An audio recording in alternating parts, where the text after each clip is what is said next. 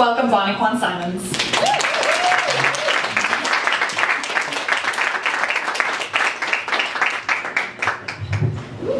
Very sensitive, this microphone. So I have 4 poems I'm going to read tonight, and I will tell you the dates of them so that you know how old I am, how ancient they are.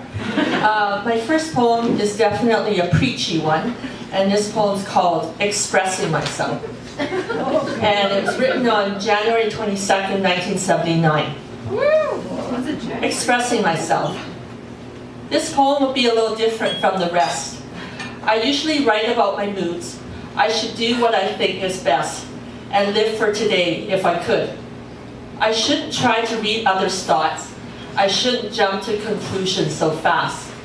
Thinking of all the problems I've brought by bringing up problems of the past. Makes me sulk, makes me sad. I should be a Christian again. God would ever be so glad He'd take away the pain. The heartaches I've been through, lost in a world of lust and sin. If I change my personality too, I'd feel better within. Drugs got me nowhere. I've taken drugs, I confess. But God was always there, so it's time, I guess, to change for good and have the Lord within my heart. I know I could, so it's time to start. Realizing suicide and drugs are wrong, they mess up your life quite bad. God will make me so strong and be with me, I'm so glad.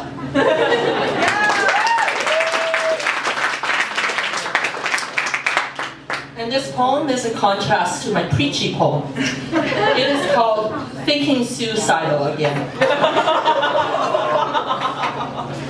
Thinking suicidal again. What's the point of living when I'm often let down? What's the use in trying to improve my lifestyle? I often wish I wasn't around. I hardly ever raise a smile. I don't care. I want to just die. There's nothing worth living for. All these problems, I break down and cry. I don't care about life anymore. Suicidal feelings have come back to my mind. Life is really the pits. No happiness will I ever find. I don't like myself one bit. And that one was written on February 20th, 1979. So it was like 3 weeks after that.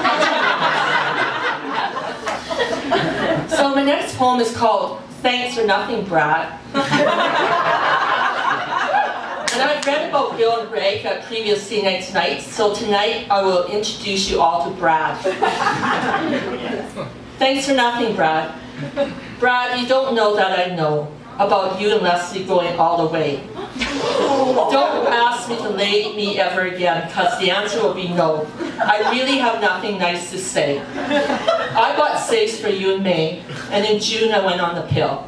And discovering that you and Leslie went all the way leaves me feeling hurt and ill. Thanks for nothing, Brad.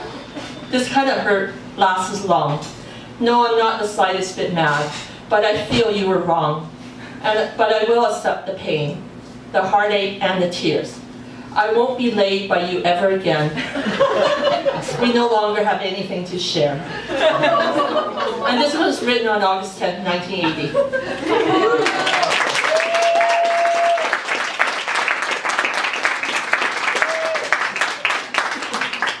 And my last poem is called Just That. A last word on Bill.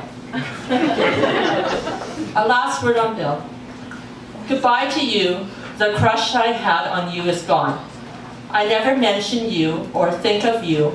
This is the last word to say you're not number one. I say goodbye to Ken and Ian too. Meeting you was a great big mistake. All you did was put me down. You never gave me a break. You wanted to screw around. But I refused. You used me so. Then you go and doubt me for not going all the way. I want you to know that losing you has brightened up my days.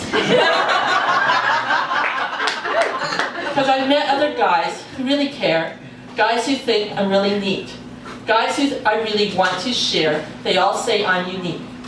They accept me for the way I talk. They make me feel glad to live.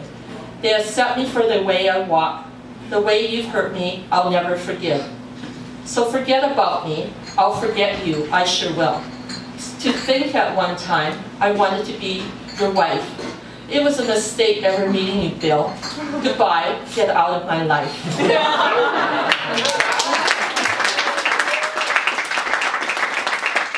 was written on December 3rd, 1978. So I guess I was going backwards because I read 1979, 1980, and then I'm going backwards to December 3rd, 1978. Thank you very much.